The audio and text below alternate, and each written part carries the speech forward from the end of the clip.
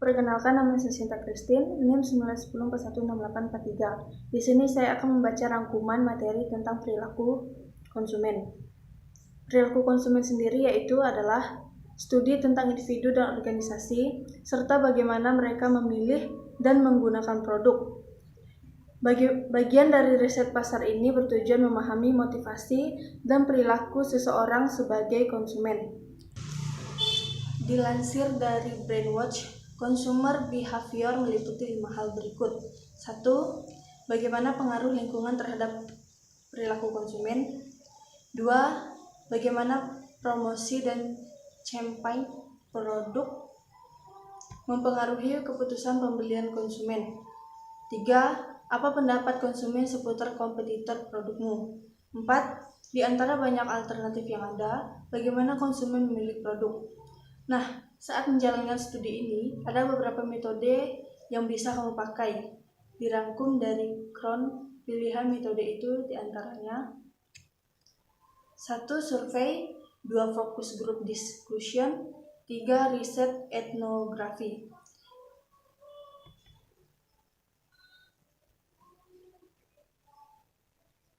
Manfaat studi perilaku konsumen.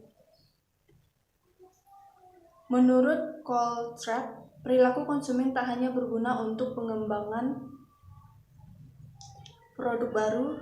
Studi ini juga dapat digunakan oleh produk analis untuk melakukan perbaikan produk yang telah ada. Tak hanya itu saja, masih ada banyak manfaat consumer behavior bagi sales dan product development. Beberapa di antaranya adalah 1. Memahami perbedaan berbagai kelompok konsumen. Sebuah produk bisa punya berbagai macam konsumen. Nah, setiap konsumen itu tentu berbeda-beda. Kebutuhan serta keinginan mereka juga tak sama. Bagaimana cara memahami perbedaan ini? Studi perilaku konsumen adalah jawabannya. 2. Merancang program marketing yang sesuai. Ingin membuat program pemasaran yang sesuai dengan audiens? Tentu saja, kamu harus memahami mereka dulu seperti yang sudah Glenn sebutkan. Pemahaman ini bisa didapat dengan studi perilaku konsumen. Studi juga bisa memudahkan pengambilan keputusan berhubungan dengan konsumen, seperti 1. Penggantian logo, 2. Pengubahan kemasan, 3. Pembuatan campaign berhadiah, dan lain-lain. 3. Memprediksi tren pasar. Di waktu ke waktu, tren pasar terus berubah.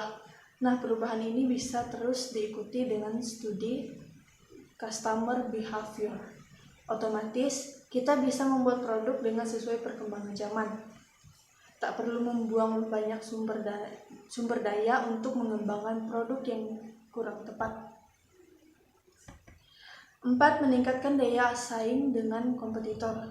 Studi perilaku konsumen tak hanya membuatmu memahami audiens. Kamu juga bisa mendapat informasi soal kompetitor seperti apakah pelanggan membeli produk dari pesaing, mengapa konsumen membeli produk dari pesaing, menurut konsumen apa yang membedakan produkmu dan produk pesaing. Kalau sudah mengenal kompetitor, buat saja produk yang lebih unggul. Dengan begitu, daya saingmu bisa meningkat. 6. Meningkatkan customer service. Tiap konsumen membutuhkan bentuk layanan yang berbeda. Nah, perbedaan itu bisa dipelajari lewat customer behavior. Dengan begitu, kamu bisa memberikan layanan customer service yang berkualitas. Sebab, semuanya sesuai dengan kebutuhan tiap pelanggan. Informasi yang didapatkan dari perilaku konsumen. Studi ini bisa membuatmu memahami 1. Analisis campaign. Sudahkah campaignmu efektif? Jangan-jangan kegiatan ini tak berpengaruh pada keinginan konsumen untuk membeli produkmu. Nah, kamu bisa mengetahui jawabannya lewat studi perilaku konsumen. Dengan begitu, dampak campaign bisa dinilai. Analisis pendapat konsumen. Kalau ingin mengetahui pendapat konsumen terhadap brand atau produkmu, lakukan saja studi ini. 3. Segmentasi atau pengelompokan pasar. Saat melakukan pembelian, setiap orang punya motivasi yang berbeda. Terkait dengan itu, studi ini dapat membantumu menyusun kelompok konsumen sesuai dengan kategori atau demografi tertentu. Faktor yang mempengaruhi perilaku konsumen. Umumnya, perilaku konsumen dipengaruhi 3 faktor berikut. 1. Faktor pribadi. Faktor pribadi merupakan minat dan pendapat seseorang sebagai konsumen. Secara khusus, faktor ini juga dipengaruhi oleh demografi seperti usia, jenis kelamin, budaya, profesi, latar belakang, dan lain-lain. Faktor psikologis. Faktor psikologis merupakan respon dan sikap individu terhadap campaign pemasaranmu, kebutuhan pribadi sebagai seorang konsumen. 3. Faktor sosial.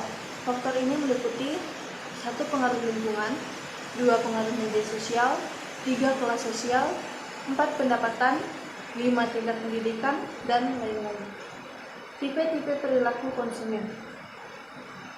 Sekarang kita bahas berbagai jenis perilaku konsumen. 1. Perilaku membeli yang kompleks atau complex buying behavior. Misalnya, si X ingin membeli laptop seharga 40 juta. Tentu X berpikir panjang sebelum memutuskan pembelian. Sebab produk tersebut jarang sekali dibeli, belum lagi harganya relatif mahal. Inilah yang dimaksud dengan complex buying behavior. Sebelum membeli produk, konsumen cenderung berpikir panjang. 2. Perilaku membeli yang mengurangi perbedaan. Saat punya perilaku ini mengutip berita Nipah, konsumen akan sangat terlibat dalam proses pembelian, akan tetapi mereka kesulitan menentukan perbedaan antar merek. Nah, kesulitan ini disebut dengan disonansi atau mengurangi perbedaan. Supaya lebih jelas, Green's akan memberikan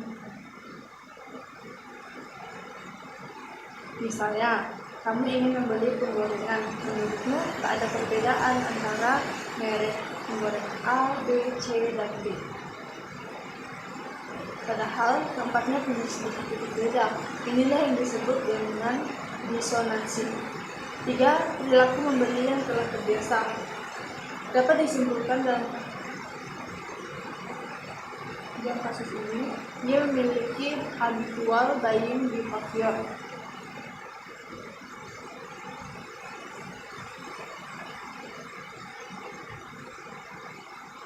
Dengan begitu, keputusan pembelian tidak dipengaruhi oleh loyalitas ataupun campaign dari produk yang dibeli. 4. Perilaku mencari keragaman produk. Pada tipe ini, konsumen membeli produk yang berbeda. Akan tetapi, ini dilakukan bukan karena mereka tidak puas dengan produk sebelumnya. Perilaku tersebut didasari oleh motivasi untuk mencari variasi dari produk yang telah mereka miliki. Demikian penjelasan atau rangkuman yang sudah saya rangkum pada materi perilaku konsumen. Saya ucapkan terima kasih.